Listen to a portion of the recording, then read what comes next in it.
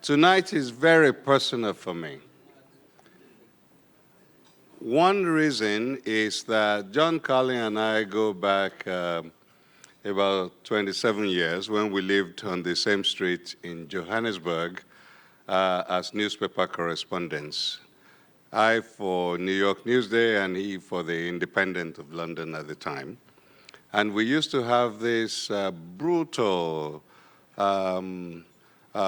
former colony versus fading empire grudge matches on the squash courts, not too far from our neighborhood. He will pick me up at 7 o'clock in the morning, and then we will go. And as it happened, unfortunately, we were so equally matched that no one could win the bloody thing. It was like the death march of Bataan. And John and I, over the years, became very, very close family friends. In fact, yesterday, which was the first day of his son's going off to college, this is not a reflection at all on John's age, I assure you. But his only son is went off to college yesterday, and we were FaceTiming with him. Suspiciously, the boy separated, shall we say, from his girlfriend just 2 days before he went off to college in Barcelona. I have my suspicions. But that's probably not the subject for our dinner time conversation. John was raised, and I suspect this was the main reason we bonded so many years ago, was raised as a dyed-in-the-wool fan of Manchester United, as I proudly am. But allow me to explain. But John is a fickle friend, and as our fortunes turned in the post-Ferguson years, John sought solace in his mother's country, specifically with Barcelona, who were winning everything, a rather convenient arrangement as his son made 2 days before he went off to college.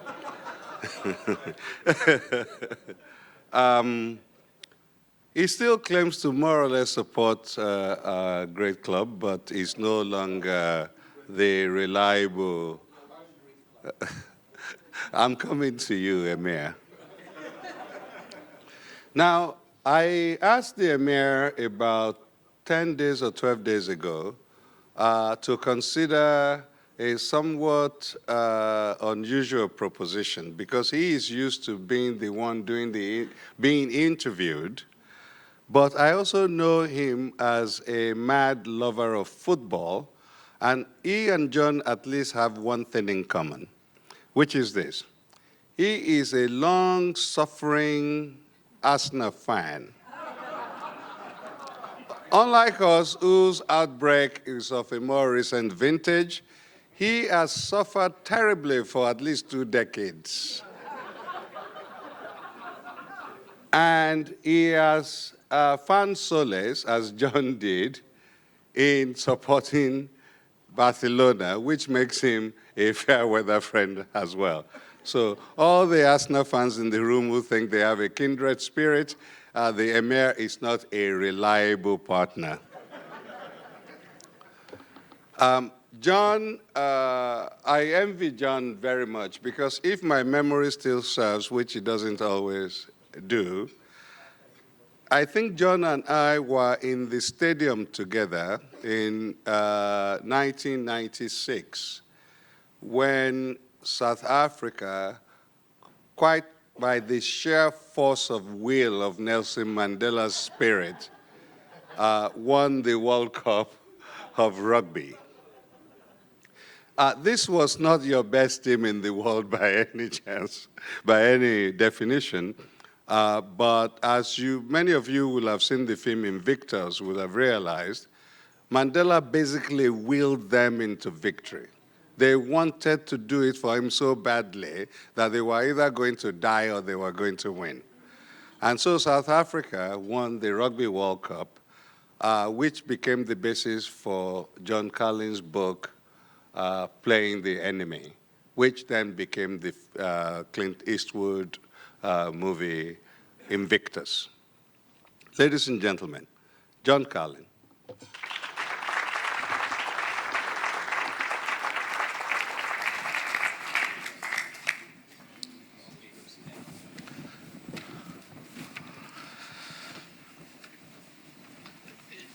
Yes, Della, your memory is indeed failing you. Decrepitude is setting in.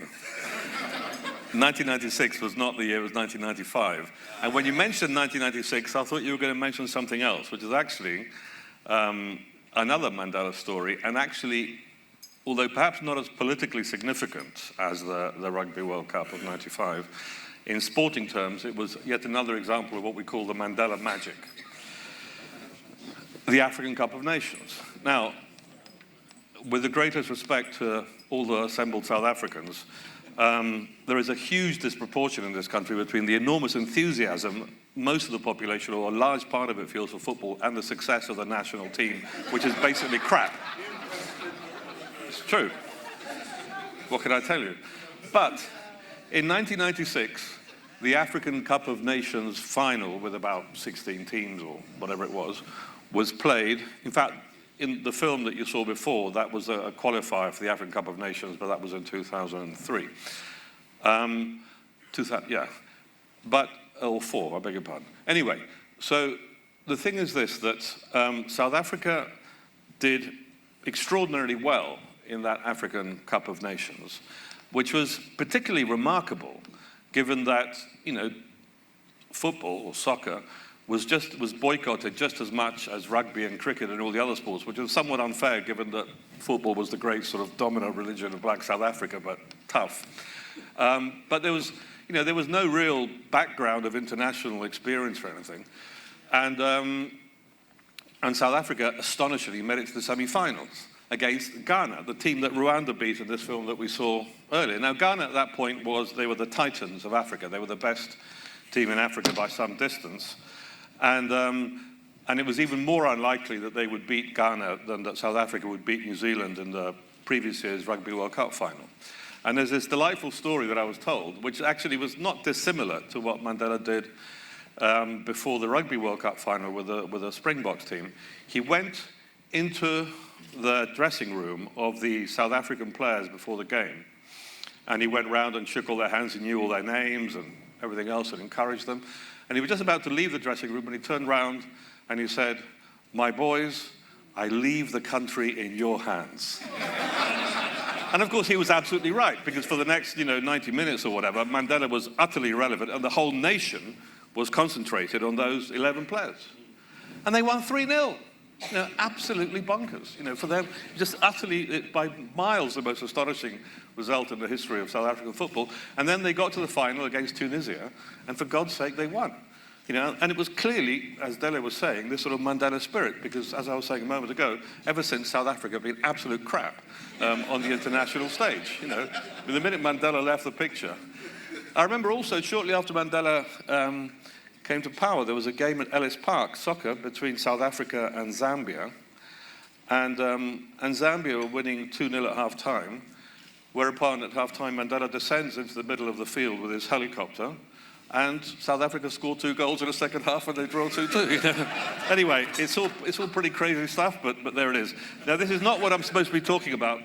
Dele ambushed me just before this dinner began and said I had to give precisely this talk that I'm giving right now, but on the rather trickier question of, what is it, the art of storytelling or something. This is what my brief is, yes, exactly. And as indeed it's what I do, and I've spent the last 40-odd years, close to 40 years, doing what I describe as selling words. That's my business, and I do it in journalism, in books, in documentaries, in whatever. So long as they pay me, you hum it, I play it. But one thing that I very rarely do is reflect on what I do for a living. In fact, I prefer not to reflect on myself generally and just persist in the notion that I'm a reasonably decent human being. But since I've been put on the spot, I'm going to make 2 points. One, I'm going to try and set out what my objective is when I write, be it a story or a book, or for that matter, a documentary. And then secondly, I'm going to try and talk about something, God help me, inspiration. And thirdly, I'm going to tell you a story. It's a little bit what Neo did last night. He's talked a bit about the theory and then he put on a little performance. So that's what I'm going to do. Now, in terms of the objective, in pretty much everything I write, I'm guided by Dr. Samuel Johnson, who in the 18th century wrote the first English dictionary. And Dr. Johnson once said or wrote that the purpose of the purpose of poetry is to instruct by pleasing. And I always, practically always, take it as my mission in everything that I produce with all these words, is to instruct by pleasing. There's always going to be some element of some kind of message you want to convey, political, moral, or in some way illuminating the human condition, dare I say. But if you don't do it in a way that's pleasing, that's entertaining, that grabs the reader, then however noble the message you may be, will not get across. So I invest an awful lot of my time in thinking about how best to tell the story in a way that grabs people and entertains in the broadest sense of the word. Sometimes, I'm writing stories about terrible things that happen, for example, in Rwanda, a place which I've visited very often. And when I began as a foreign correspondent in Central America in the 1980s, I used to write for the Times of London, and I had a problem that I knew that the vast majority of my audience back in London didn't have much interest at all in, for example, the war that was going on in El Salvador. But at the same time, I was aware that there would be a kind of a core of people in England, probably at universities, who know all about it and be deeply interested. So the challenge that I faced then, and that in a way I've had in my mind also, inspired too by that quote of Dr. Johnson, the purpose of poetry is instruct by pleasing, is simultaneously to satisfy the requirements of the specialist, but at the same time elicit the interest of someone who's got bugger all prior interest in the subject or knowledge whatsoever. And I think it's a good principle to have.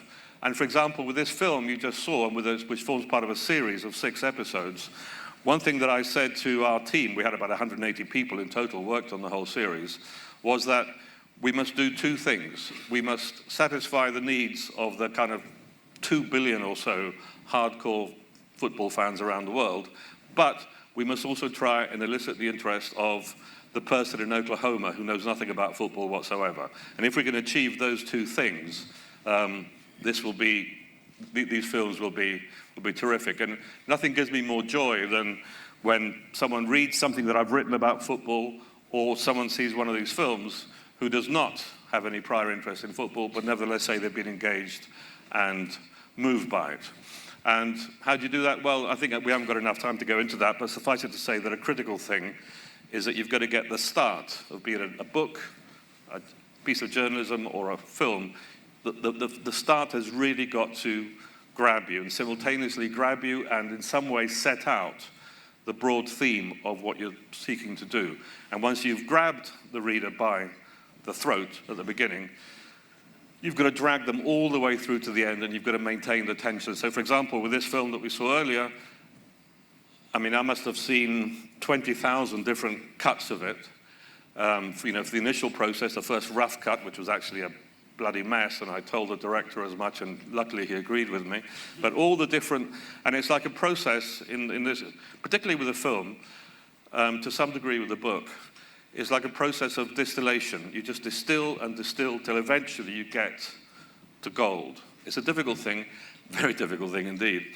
And the critical thing is to maintain the tension, the tightness all the time. So when we saw the rough cuts, the first edit, second edit, 5th edit, 10th edit, I would always be alert to a moment when the story in some way flagged. And there we had to just nip in and maintain that tension.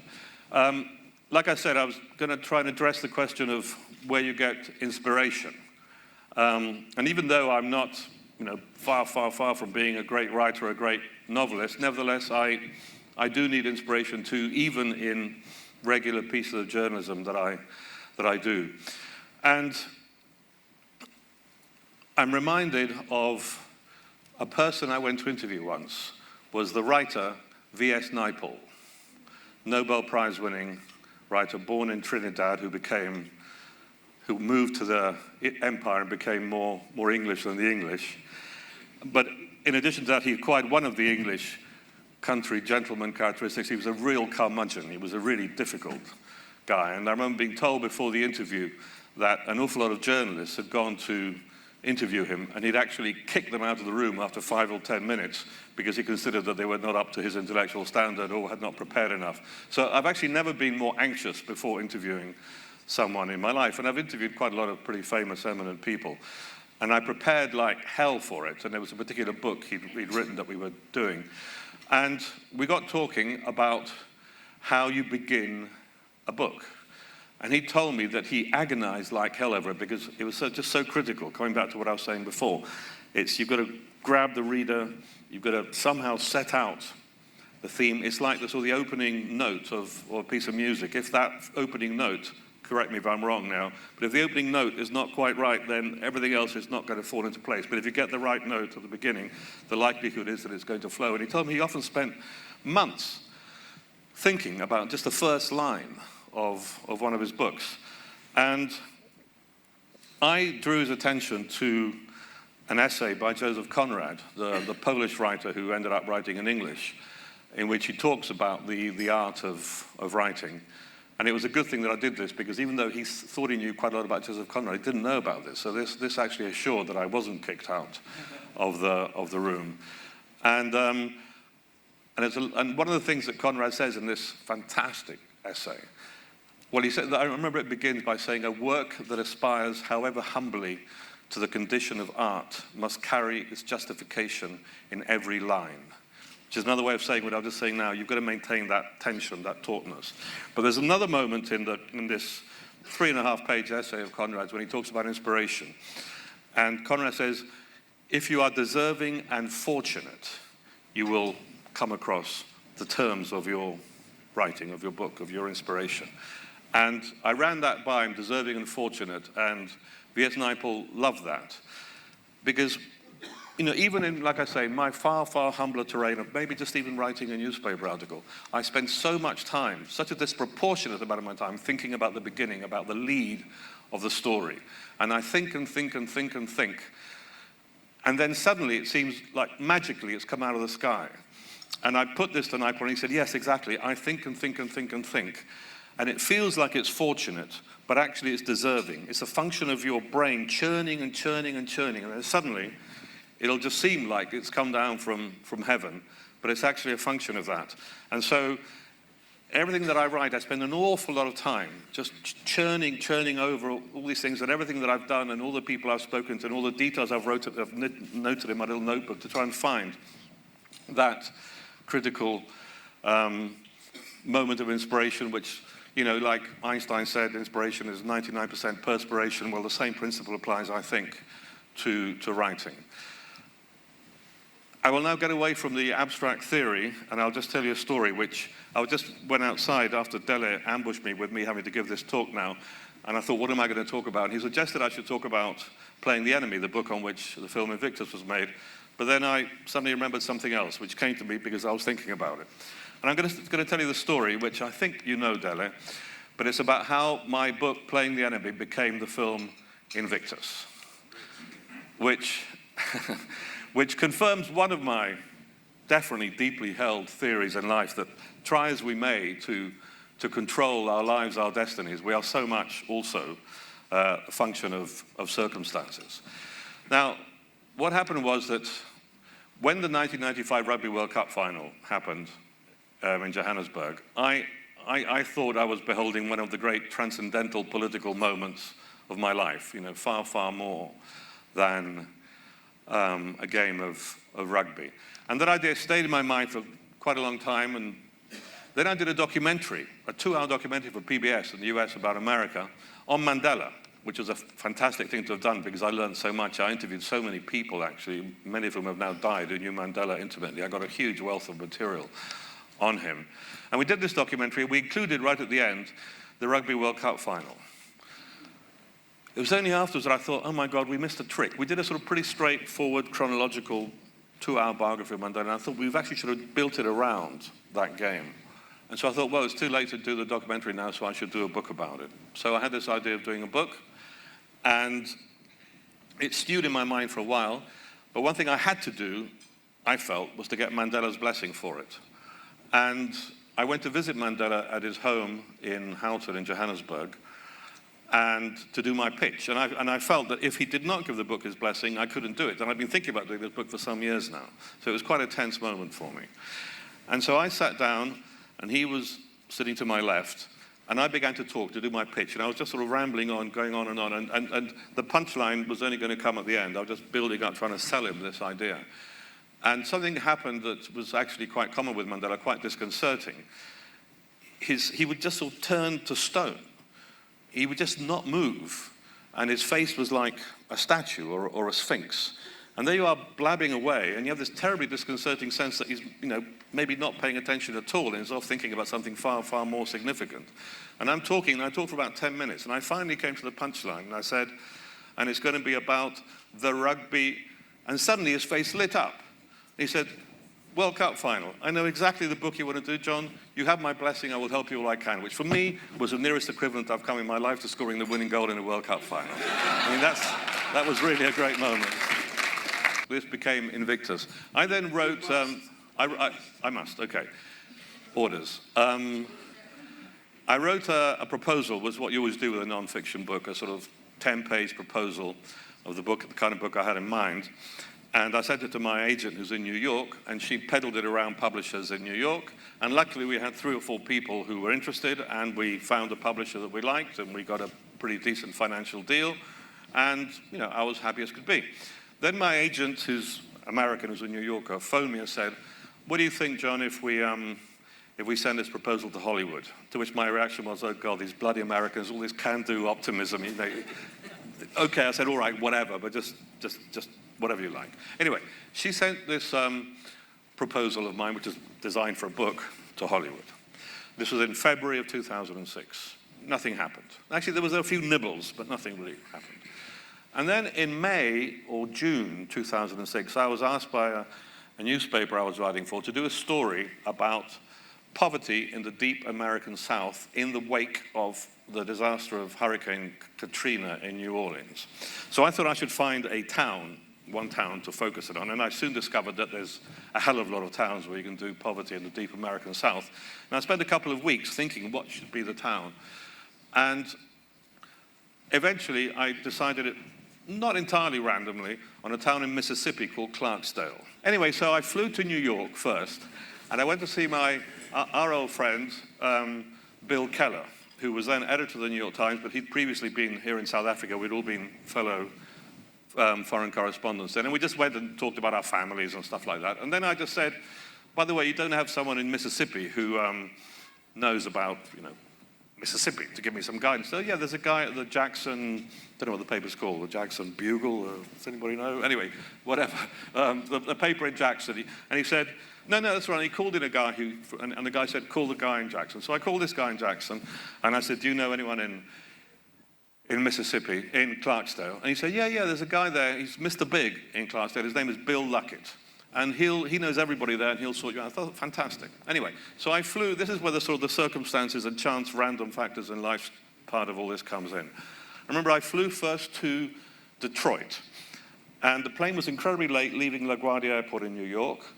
And then I got into the next plane in Detroit quite late at night, and there was some really weird problem with the wheels, which I've never come across. And we were about to take off, and the plane stopped, and we went back again. And we eventually got on a plane much later, and I landed kind of 15 hours late in Memphis, which was the nearest airport to Clarksdale, Mississippi.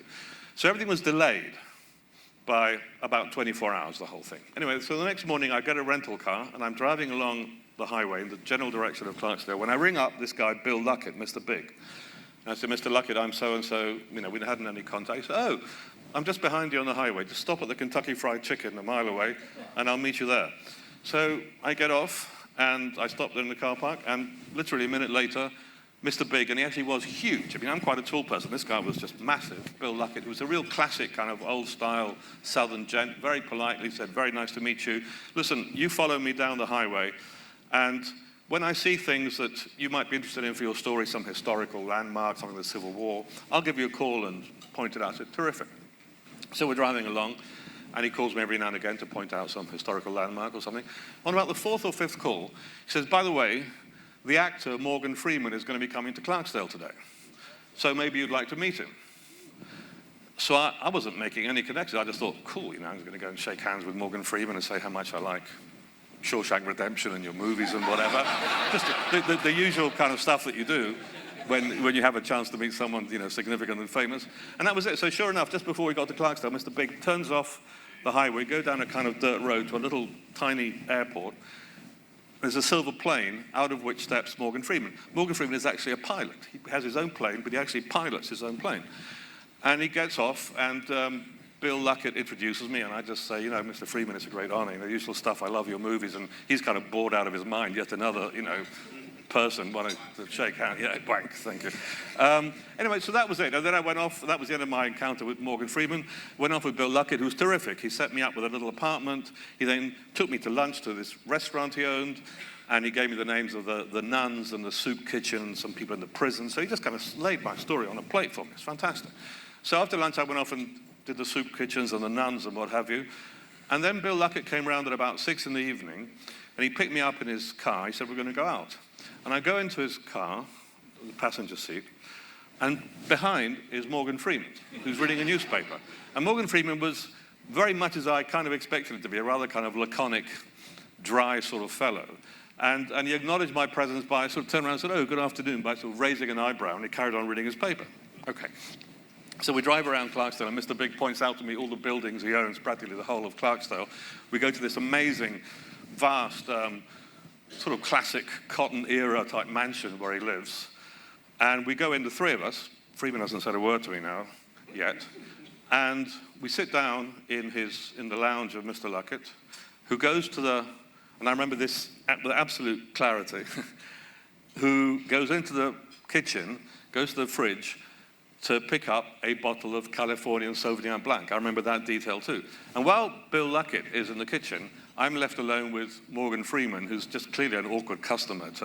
And suddenly, I had my moment of inspiration. The little light shone, and I said, Mr. Freeman, this is your lucky day, I've got a movie for you. That's exactly what I said. And he looked at me with a little bit more interest than he had done, you know, before. He didn't raise one eyebrow, he raised two. And he said, oh, really? What might this be about? And I thought, I better just cut to the chase for this guy. So I just said, it's about an event that defines the essence of Mandela's genius and the essence of the South African miracle. And he said, oh, you mean the rugby game?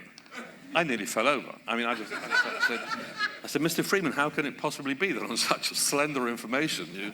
And then he starts talking and saying, no, well, actually, I've been wanting to play the role of Mandela and make a Mandela film for years, and I actually bought the rights, the film rights to Mandela's autobiography, A Long Walk to Freedom, and we've had about half a dozen screenwriters trying to condense this great big, vast story into a sort of manageable drama film, and we haven't been able to do so. I said, okay, well, this is all very interesting, Mr. Freeman, but I repeat the question. How did you make the connection between those few words I gave you and the rugby game? Oh, he said, I've read what I now understand to be your book proposal. And so my New York agent, God bless him, my skepticism was highly misplaced. And that was it. And then we went to have dinner, and we just spent the whole evening talking. He suddenly became the most garrulous man on earth. And to cut a long story short, which Dele wants me to cut short right this minute, within a very short time, I'd made a deal with Morgan Freeman's production company, and within a very short time, Clint Eastwood said he was going to make the film, and here we are. Thank you.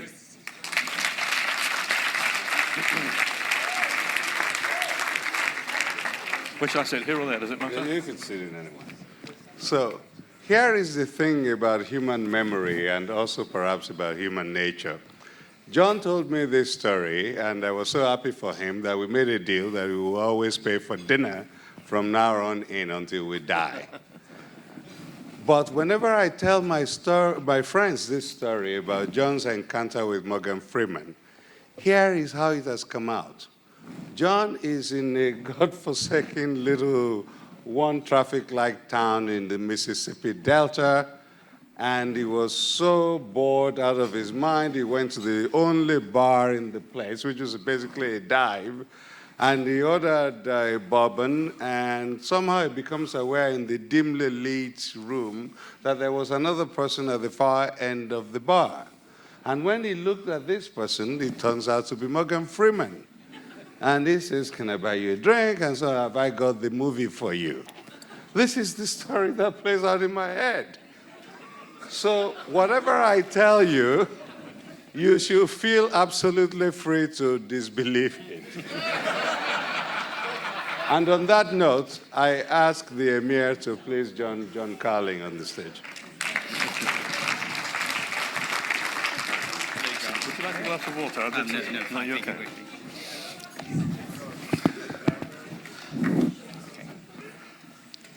Okay, good evening, everyone. We've just had a very, very interesting conversation on that table with Anne.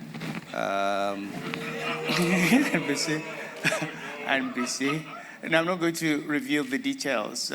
Just to say that when Dele says I'm not a reliable partner because I mix Arsenal with Barcelona, he should have just said I'm not a monogamous partner. I think that would be, and you could be polygamous and reliable. And Anne has led an interesting conversation in that regard. Okay, so John, I don't know where to begin. I think you're a difficult act to follow.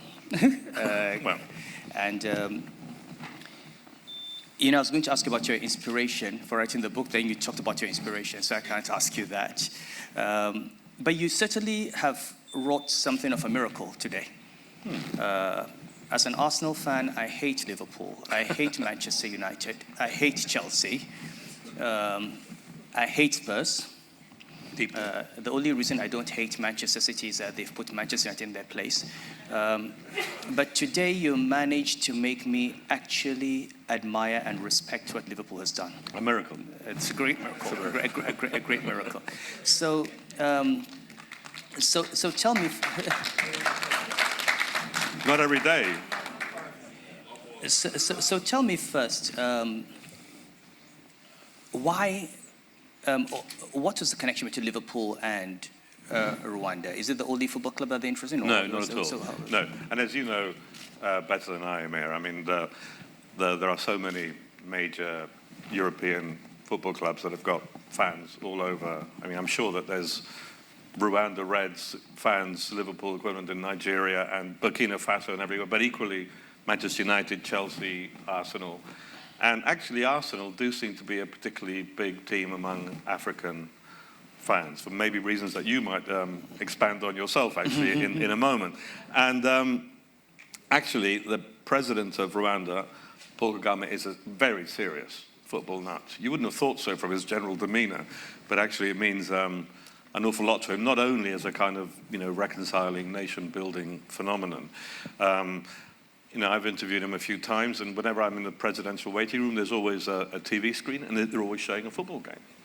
Anyway, I was talking to him. I did, that interview, those words that you saw Kagame do. That was I interviewed him, and I asked him about Arsenal, and he said, "No, I'm full-on major Arsenal fan." And he says, "In fact, I watch every single game. Premier League, Champions League, Carabao Cup, pre-season friendlies, he's there. But he says every now and again, it is so frustrating, it drives me mad, but there's some bloody national emergency, and I've got to hold some kind of crisis cabinet meeting. It's just so irritating." He says, "However, during the crisis cabinet meeting, every 5 minutes I check on my iPhone to see how the score is going." So he's one of us. He's a serious guy. Yeah. And the point to make is that in Rwanda, as elsewhere in Africa, you'll find just as many people who are Manchester United fans or Barcelona fans or Arsenal fans. And we happened to hit upon Liverpool to make our film. Well, for 2 or 3 reasons. One, we wanted to get a team, one of these big European teams, because even though it's not a point that comes through uppermost in the film, it's very important to bear in mind that the vast majority of football fans of these big European teams are actually outside the cities where the clubs are, or even so in other words, the Rwanda Reds are far more representative of the average fan in the world than the guys who go and watch the game in the stadium. That's true. And you find Rwanda Reds, equivalent Liverpool fans in Japan, in China, in Mexico, in El Salvador, Middle East. We actually one of our films, I'm just going to go off on a slight tangent now, but we actually filmed was about Lionel Messi, who I'm sure you agree is a wonder of the world, who plays for Barcelona. And one of the ways that we found to illustrate the world's fascination with Lionel Messi, we filmed people in Tel Aviv and in Gaza who were Barcelona fans and who were Messi fans, and people who, in all other respects, would spit or even shoot each other on sight, were absolutely, completely united in their devotion to Messi. As to why we chose the Rwanda Reds, partly because we had our team of researchers and the Rwanda Reds, that sounded interesting, but also because of the song. You'll Never Walk Alone is such a great song. It's so potent. As President Kagame said, he said he almost feels it should be Rwanda's national anthem. And we thought we wanted to make an emotional film. We wanted to get people weeping. And we thought, that song would help us quite a lot. But also, I think if you look at what you had in the film, the Champions League match, and also what happened last year with Barcelona turning over a 3-0 victory by Liverpool. There are very few clubs in the world that you can use as an example of turning things around. That's in a manner as extraordinary as Liverpool, right? So there is something about them. Yeah, but I think one of the things that makes football unique. I mean, we've done this series, This is Football, and the premise of the whole thing is that football is the world's greatest subject of conversation in terms of numbers. Politics, we're all very interested in politics, but we have to humbly recognize that it's a minority sport compared to football. In terms of the numbers of people who speak it, like I was saying to someone earlier today, apart from sort of domestic matters, the children or whatever, there's no other subject that people talk about more animatedly and with more knowledge. In fact, I would say that football is one terrain where, unlike politics, it's very difficult to get away with fake news because everybody knows what's going on. That's true. Isn't that right? And I always say that football is, I'm just giving you the kind of underlying thoughts of this series that I've dedicated the last couple of years of my life to. First, like I say, it's the world's biggest conversation, and as the great man Harari writes in his book *Sapiens*, what distinguishes us from all the other animals is precisely conversation, what you and I are doing now, blah, blah, blah. Animals will twitch their ears and, the deer will point out there's a tiger around the corner, but they don't, talk and talk and talk. And football is this great subject of conversation, and it's also wonderfully democratic. It's a great leveler. You can find the cleverest professor of economics in Harvard or philosophy at Cambridge, and you take them to a little village outside La Paz in Bolivia, or to some village in Kano or whatever, and they will meet people who have a vastly poorer, vastly inferior educational levels, formal educational levels, but they will talk as equals about football. They will be as informed, and they will be just as capable of analysing the nature of a game. And I think there's just something quite wonderful about that, which has been a kind of an inspiring underlying thought behind this series that we've done. But also at this time, I think when we have all these issues with xenophobia and identities and conflicts, there's something to say about football being a unifying force. As a Nigerian, I always say that whenever the Nigerian team is playing, we're all Nigerians. Nobody really cares where the player is from. We want Nigeria to win. After the match, we go back to your tents, but for that time, you suspend it. Yeah, no, exactly, and that's the thing, that it is, I mean, sure, we all have our different tribes, and some of us are a bit fickle, like you and I, we have our, but we have our sort of tribal allegiances. But I think beyond that, however much you may hate, Tottenham or whatever, the fact is that if you go to, I don't know, some country, like, I don't know, some kind of Thailand or something, and you're in Bangkok airport, and you meet some guy from Japan, or Mexico, or England, who is a fan of Tottenham, and you're just sitting there waiting for a flight, the chances are you're going to engage in fairly good-hearted conversation, and you'll have something that will, and you might have a little bit of banter and stuff. Yeah. But it is a wonderful unifying thing, and I think that, and it runs counter. We're talking about xenophobia, God help us these days here in South Africa and elsewhere, the eternal scourge of racism, and right this particular moment, the big word in the political lexicon of the world is polarization. Well, football is something that runs counter to that, in the sense that it is the great, big, overarching, unifying tribe. And as we said, no offense, but the football religion, the secular religion, is bigger than Islam or Catholicism or anything else in terms of the number of faithful. And no offense to who? But let me ask you, can I ask you a question, please? I mean, you are, I think all of us were immensely impressed by the talk you gave us the other night. Was it Tuesday night, Monday night? I'm losing track of time. And you're someone who has an extraordinarily busy life. You have your religious dimension, economic dimension, political dimension. You're an immensely well-informed person on the ways of the world, of the way the economies of the world move. And yet, for you, football is important. Explain that.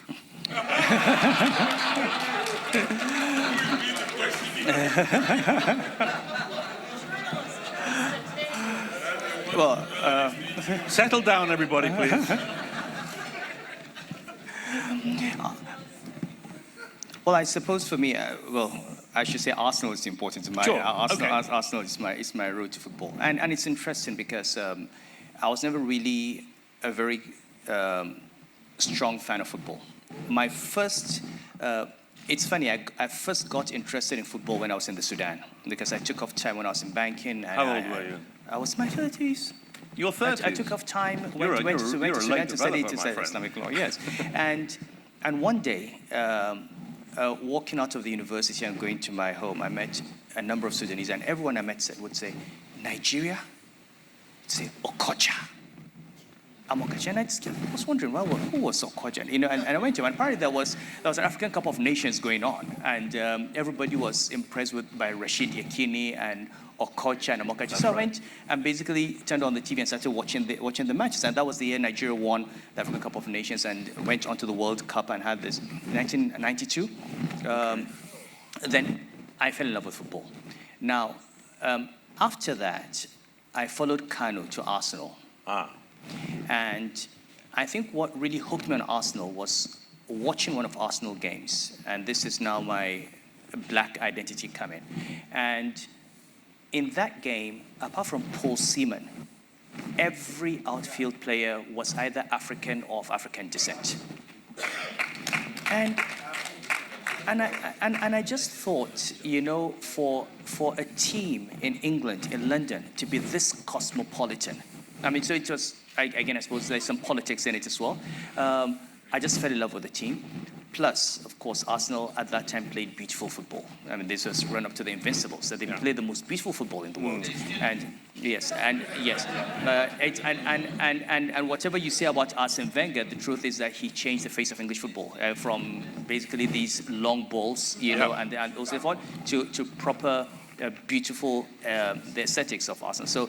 So that's my story. But I've gotten so emotionally invested in Arsenal, and it, as you know, with all Arsenal fans, one day Arsenal is the best team in the world, the next day they're crap. So you no, but it's nevertheless fascinating. You just said it. You're emotionally invested. I mean, it has an impact on at least your transient mental health, whether Arsenal wins a game or loses. True. It's true. And you're a man who deals with weighty matters.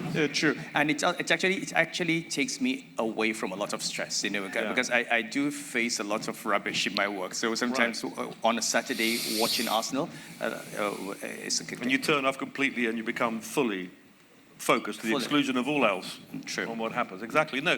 And I think that's what football is. It is a great subject of conversation in which we talk about it all week long. You're preparing for. Emir, that he is the interview. That he's what? Okay. No, you need to remind John. You need to remind John that I'm the interviewer. All right, John. Okay, so let me ask. So let me ask this question, and we're going to let the audience ask you questions. Sorry, I just wanted to say, just forgive me, to say that I think the football, apart from being, engages the passions in such an enormous way and everything, it's also a consolation and a refuge for people. I think this is the thing. This is the point I wanted to make. Sorry. Yes.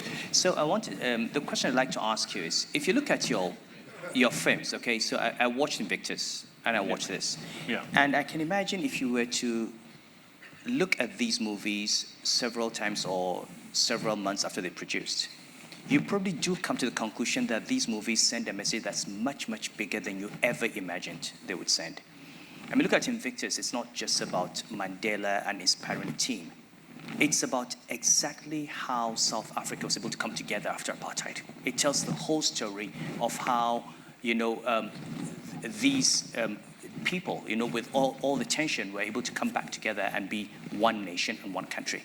You look at Liverpool. It's a story of, I've thought of Liverpool coming back from the 3-0, and I thought it was impressive. But, nobody ever, you don't think of this coming back from the dead in the way that Rwanda, came back from the dead. It's such a big story of what human beings can achieve, and if they never give up and all that. But do you get the sense that this, yes, maybe you had this in mind, but you never really thought it was going to be this big?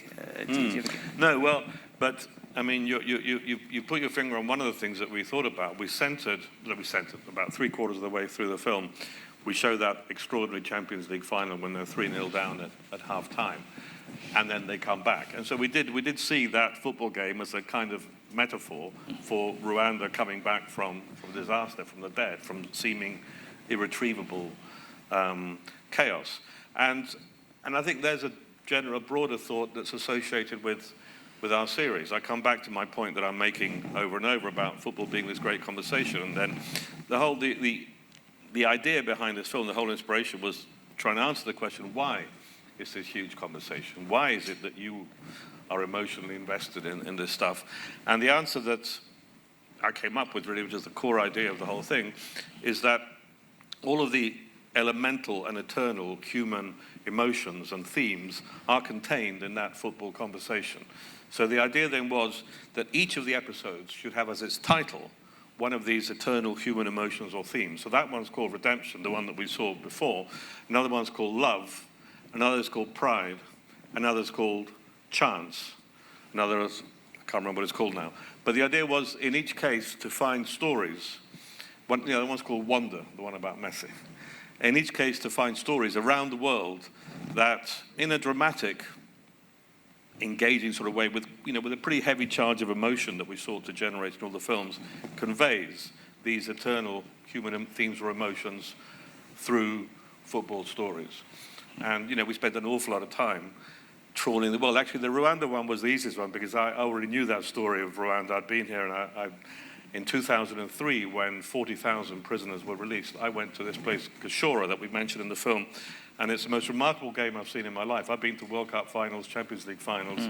But this thing that we showed in this film was done all over Rwanda. That first point of contact between the released killers and the families of the victims. I mean, it's just almost unimaginable. So the woman's going to see the guy who, killed her 5-year-old child and macheted her husband to death, and the guys who gang raped her. I mean, just unbelievable. And they had to now live together again.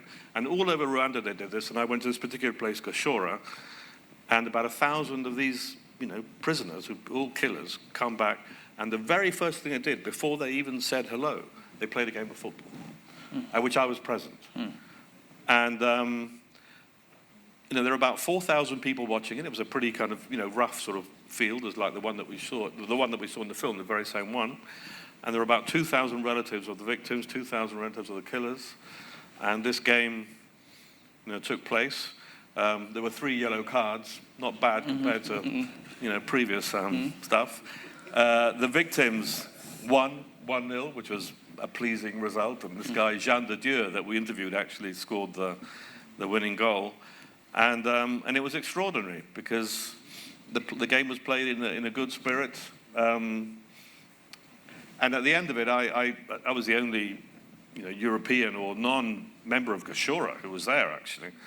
And as a journalist, I interviewed the 2 captains, and I was rather, as I was saying to a friend before, I was a bit apprehensive about confronting head-on the issue of the genocide and all the rest of it. So I just did something pathetically craven and mealy-mouthed, like the typical thing that television reporters ask players after a game, do you think it was a fair result? It's absolute crap, like that. And the guys looked at me and said, "Oh, sorry, sir, I don't think you quite understand. This is not really the point." I just felt so sheepish and so stupid. He said, "The point is that we have been absolutely at loggerheads, and now we're playing, and we're trying to build something, and they were just incredibly eloquent. They were speaking in Kinyarwanda, nevertheless it was translated, and they just spoke very movingly, both captains, about the desire to try and find a way to cohabit. And like I say, this scene was replicated all over the country. The other thing was that we mentioned in the film was this extraordinary game, Rwanda-Ghana, which was this huge moment of unity. But there was the game before that, which we tried to put into the film, but it was just too much. It didn't fit into the time. But the game before that in the African Nations Cup, Rwanda played against Uganda. And Rwanda-Uganda is the kind of Arsenal-Tottenham East African hate derby. And they played in Kampala, and Uganda always beat Rwanda, little guys. And the whole country, this is now, again, it was very important game. It was just at that time of maximum tension when all the prisoners, 40,000, were coming back into the villages. It was Hutus and Tutsis in the team. The captain of the team was a Hutu whose brother was wanted by Interpol as one of the main instigators of the genocide. And amazingly, Rwanda won 1-0. And the team arrived back at Kigali airport at about midnight. And, in a country like Rwanda, people tend to go to bed with the sun, but no, there were about 80,000 people at Kigali airport to meet, Hutus and Tutsis and the whole thing. Kagame was only said, right, we're all going to repair now to the National Stadium. At 2 a.m, there's 50,000 people in the National Stadium going absolutely bonkers, celebrating this event. Anyway. Shall we open the floor? Yes, Jackie. Yeah.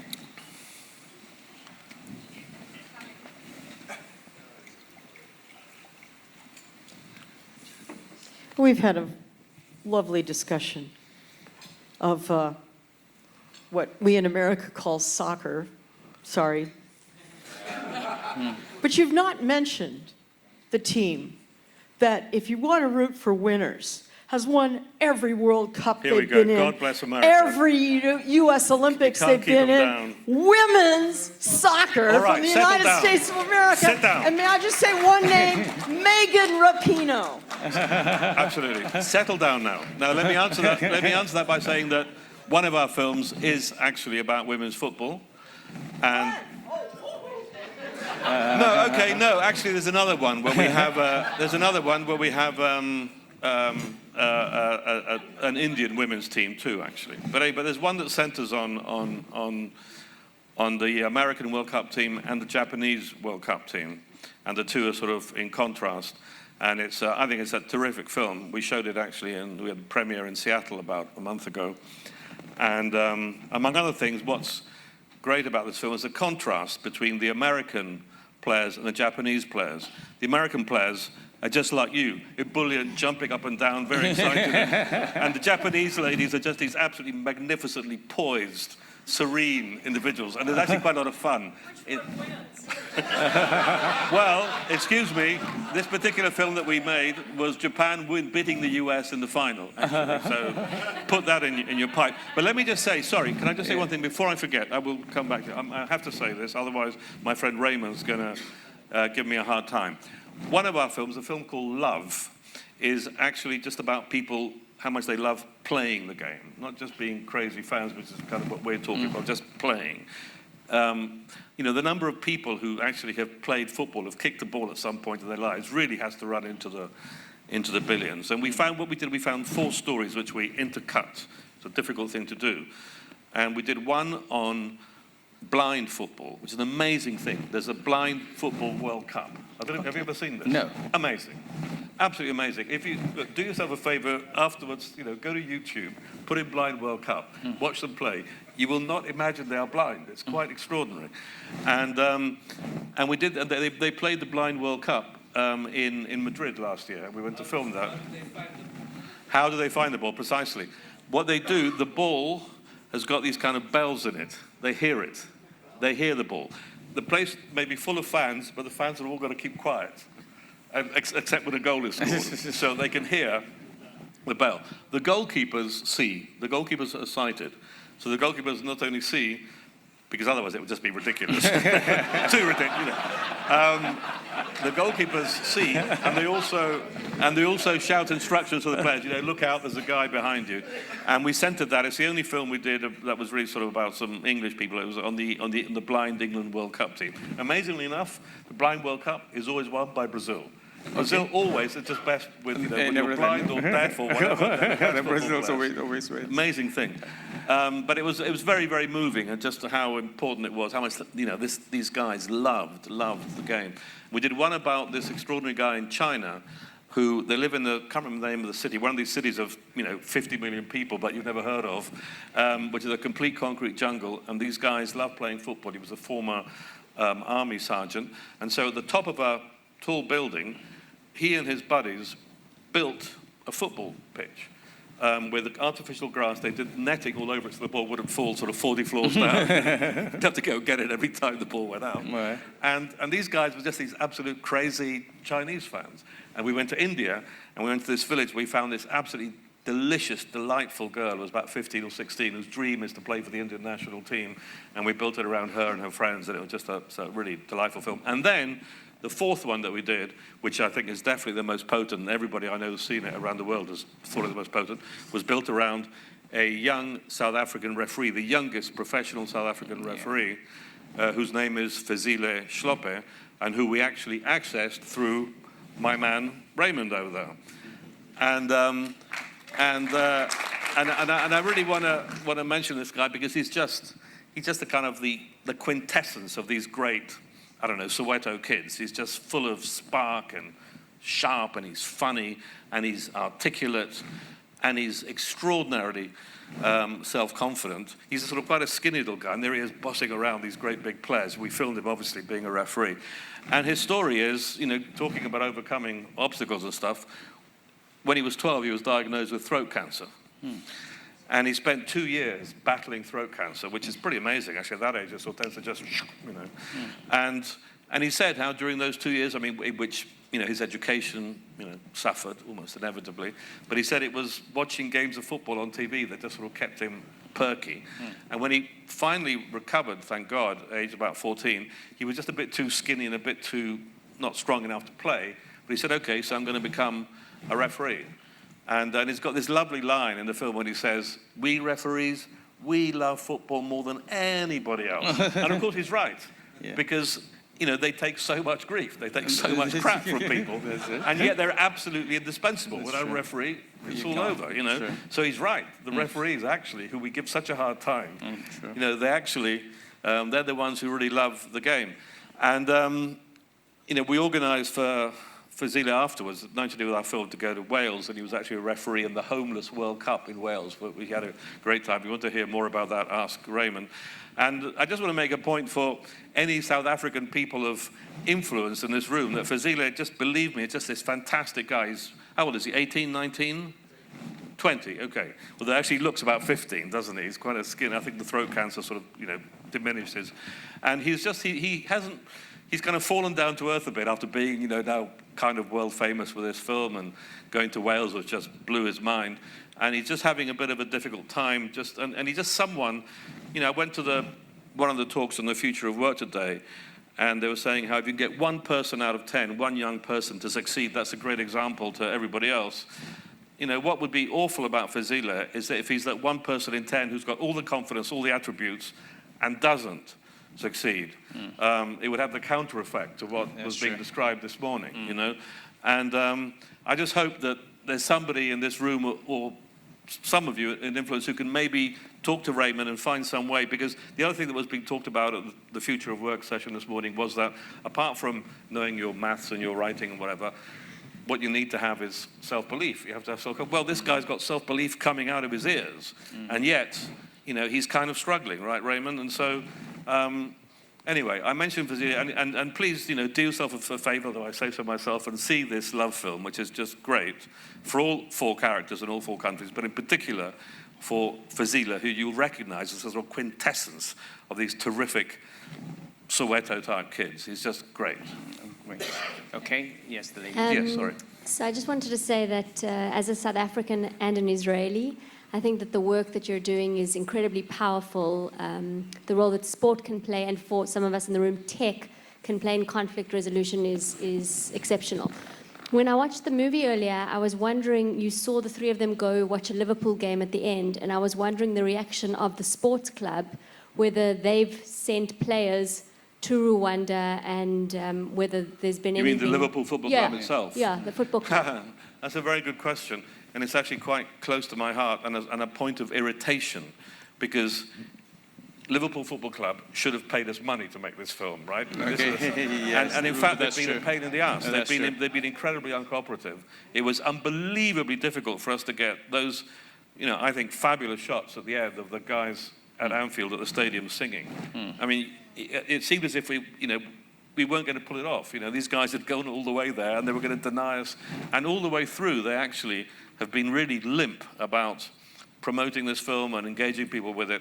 So the answer is no, absolutely bugger all. Huh? You should have gone to Arsenal. Well, there you go. Yeah. No, you're probably right, actually. You're probably right. All right, we seem to. Can I have a gentleman once Kadire before Kadire? Is that Jimmy? Oh, is it? Okay. Yes, please. I didn't know much about John prior to tonight, so I must confess. But the little I've heard about him and the introduction he made about him not wanting to speak about himself got me thinking about another great poet that I admire, William Shakespeare.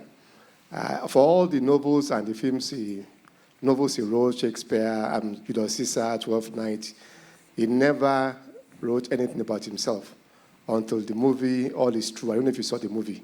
Sorry, who didn't write? Shakespeare, nothing about himself. Okay. No autobiography, no record about himself until All Is True that was done after he was gone. Would you follow the same path or do something different? Thank you. No, but actually, I'm glad you mentioned. Can I just touch on the short answer is no, but on Shakespeare. I mean, I am a huge fan of Shakespeare. I devour Shakespeare, and I do know quite a lot about Shakespeare. And in fact, when we were making this series, I was thinking sort of in Shakespearean terms. Shakespearean exactly. Shakespeare covered that whole range of emotions, and so he's quite Platonic, isn't he? In most of what he does. It's quite what? Platonic. Platonic. Yeah. In terms of those ideals, the feelings. I mean, yes. when you think of Romeo and Juliet, it's love in the ideal. Othello is jealousy in the ideal. Exactly. It's like he has this ideal, and then he writes, right. and then he gets the pure essence of it. Yes. Exactly. And so, in a humble little way, I've been trying through football to achieve something dimly approaching. So I'll have Kateria, and then there. Yes. So Dele spoke a little. Get the microphone. Dele spoke a little about the two of you playing squash like 30 years ago or something. But I'm just wondering, do you actually play any sports at all? And are you any good at them? It's a backhanded comment. She's talking about the size of your belly, I think. No.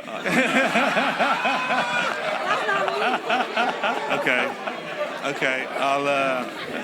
I'll remember that. There will be a terrible vengeance exacted, but it will be tasted cold. No, not really. But there's just one bit about, since Dele mentioned that, there's something which I always mention when Dele raises the subject of our heroic squash games, when indeed we were lithe and fit, is that I would go and pick him up every day. For some reason, I don't know why I was always the driver, actually, but anyway. Just the sort of the natural kind of servitude that Dele imposes on people around him. But I would always go at about 6:45 to pick him up, and the spectacle of Dele at 6:45 in the morning emerging from his house is one of the most pathetic and decrepit and sad things. I always have this image of a fumigated cockroach is what comes to mind. The person that emerged from the room, and somehow he then sort of transformed himself into this titan on the squash field, who actually, if truth be told, normally beat me narrowly, actually, in all humility, I must confess. Anyway, so that's... Thank you. I hope I'm not going to spoil the jolly mood, but in your travels around the world in terms of soccer, filming stories about soccer, do you deal with the racism in soccer at all? Well, No, is the short answer, in the sense that, our ambition in this 6-part series was to do a kind of celebration of football. There are those, and I'd be interested in your views on this too. There are those who say, though, that football actually, rather than being a unifying thing, brings out sort of antagonisms and violence and what have you. Well, I'm not precisely addressing your question, but I will in a second. But the thing is, this religion that I call football has been around for 150 years, and by God, it has claimed a hell of a lot more victims than any other religion that I'm aware of. So that's just one thought to bear in mind. And in terms of the racism, listen, number one, I'm afraid I am a person who thinks that racism is always with us and always will be with us, and xenophobia, and the best you can do is just nibble away at it and diminish it. And actually, in my lifetime, I would say there's probably been, certain improvements, but there's always going to be these tribal feelings, and it doesn't have to be necessarily black or white or whatever, as we know very well from what's going on in Johannesburg right now or Rwanda. It's just these tribal things we just divide into our different little groups, and off we go, going after each other. Now, it is true that there are some cases of crass, visible, audible racism, which have had a certain amount of press attention over time, and recently Romelu Lukaku at Inter Milan has been getting sort of nasty racist jeers from the sort of barbaric sectors of the crowd. And, and that's true, but A, it is much less than it used to be, and B, it is, this is the kind of thing that politicians say to wriggle out of stuff, but I think it's true. I think we're talking about a pretty stupid minority. And I think actually what I would highlight, the bigger picture, is that actually football is an extraordinarily racism-free zone. And you'll see these, in England, in Spain, and whatever, people don't give a damn whether the player in their team belongs to their same race or nation or religion or whatever. So as long as that player is good, you said that you started off with Arsenal, a certain kinship with the African Nigerian players. But the fact is that since then, there have been fewer, it goes up and down, and then you'll have had Dennis Bergkamp from Holland was no doubt your hero too. Yeah. And so actually, one thing that I always find... I'm sorry? Mark Overmars. Mark Overmars, and on it goes. And I think that overall, if you watch a football game, you'll see that it's a fantastic, especially the top games. Now, it's a fantastic sort of melting pot of the world in which all the races are represented. And, certainly, if I'm a Barcelona fan, which I am now, chiefly, I mean, to me, it's completely irrelevant as it is to the vast majority of Barcelona fans. No, What do you think? It's more interesting what you say. There was an interesting thing with the World Cup. When was this? When France won the World Cup? It's won an election for the government at that time, because the right wing in France had moved on about anti-immigration and so on, and then France won the World Cup with all these children of immigrants, and that was the argument. That was a classic political argument that they won us the World Cup. They're part of us, Yeah. But what would be your answer to the lady's question? Well, I think that the racism in football is. Well, it's less than what you find in general society. I think it's a reflection of what happens in society in general. Look at Donald Trump. I mean, you have, unfortunately, in Europe now, a rise of right-wing politics, right-wing parties, xenophobia, anti-immigrant attitudes, and football fans are a reflection of the wider society. But I mean, as John said, I would say among football fans, it seems to be proportionally much lower than, in fact, you would find in general society. That's my view. Yeah. Dele would like us to round up. I'll just say that I confess I have this great misfortune of having my first son who's a Chelsea fan, and I have never understood how I could have sired such. But I'd like to thank John. I think this has been an extremely enlightening and enriching conversation. A wonderful movie. Congratulations on the great work you're doing, and we look forward to seeing the other parts of the movie. Well, thank you. It's been a huge honor and a pleasure to be chatting with you up here on stage. Thank you. Thank you both. Thank you very much. Thank you. Emir, thank you very much. John? Thank you very much. John forgot one important story about V.S. Naipaul, And V.S. Naipaul, who is a very disagreeable human being, albeit a fantastically talented one, quite contrary to expectation, wanted John to stay on longer.